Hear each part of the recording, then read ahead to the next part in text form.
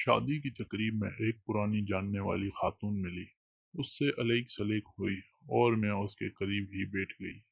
वो मुझे देखकर बेहद महसूस हो रही थी और कह रही थी, काफ़ी अरसे से मैं आपके पास मिलने के लिए आना चाहती थी।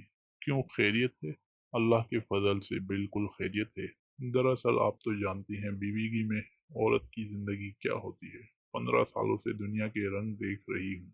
माशाल्लाह बच्चे अब बड़े हो गए हैं और रुपए पैसे की कमी नहीं है। बच्चे बहुत छोटे थे और मैं भी जवान थी। आप यकीन जाने, जिस पर मुसीबत टूटती है वही जानता है। मेरे माशाअल्लाह 3 भाई, एक बहन और बेवा माँ है।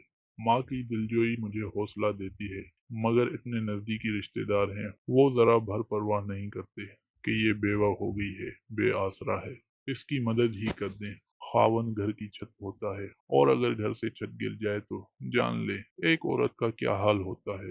हमारा मुआशरा सिर्फ चढ़ते सूरज की पूजा करता है। मैंने बच्चों की खातिर दूसरी शादी नहीं की। एक लिहाज से अच्छा ही किया है, वरना आज मेरे बच्चे माशाल्लाह पढ़ लिख कर अच्छे अहदों पर फायज ना होते।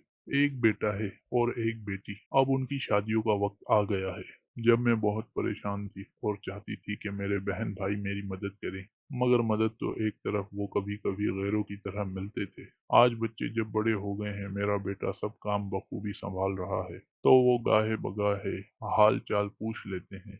आपके पास घर हो और आयशें भी हो तो मैं कहूँगी वो आसाइशें आपके दुखों को कम नहीं कर सकती। दुख इंसान को खुद ही झेलने पड़ते हैं। मैंने उसकी गुफ्तगू सुनी तो जवाब दिया, खुदा का शुक्र करें सारी आसाइशें मौजूद थी। अगर आपके पास जिंदगी गुजारने का कोई जरिया ना होता तो आप अंदाजा नहीं कर सकती कितनी मुश्किलात का सामना करती। अभी तो सब कुछ मौजूद है आपके पास, तो आपके छोटे मोटे काम बहन भाई नहीं करते।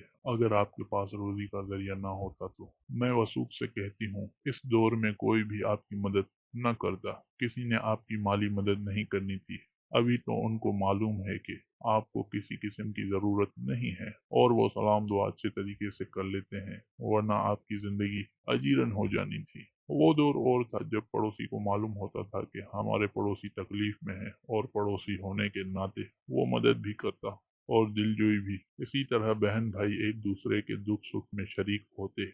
मगर आज तो काया ही पलट गई है। खूनी रिश्ता हो या गैर, कोई नहीं पूछता, इसलिए तवक्का मत रखें। ये दुनिया ऐसी ही है, जहाँ मतलब होता है दुनिया खींची हुई वहाँ जाती है। जहाँ मतलब नहीं है, चाहे आपका बहन भाई क्यों ना हो, वहाँ जाने से गुरेज करते हैं। लेकिन एक बात जरूर कहूंगी, बेशक कर्ज की दुनिया है, मगर अभी भी हमारे मुआशरे में लोगों के पास आला ज़र्फ और वजह दरी है। कुछ लोग सिर्फ खुलूस मोहब्बत और अपनायत से एक दूसरे को मिलते हैं। मेरी बातें सुनकर उसकी आंखों में आंसू आ गए थे। मैं नहीं चाहती थी कि वो खुशी के मौके पर रोए और उसने अपनी बातों का मौजू बदल दिया। मुझे रह रह कर ऐसे लोगों पर गुस्सा आ रहा था। बेशक अफरा तफरी का दौर है, मगर एक इंसान मुश्किल में है, उसकी रातें तकलीफ में गुजरती हैं, तो उसकी हाजत रवाई करनी चाहिए। ये जिंदगी चंद रोज है, कोशिश करनी चाहिए जितना हो सके लोगों के दुखों का मदावा बने, उनकी तकलीफें दूर करें।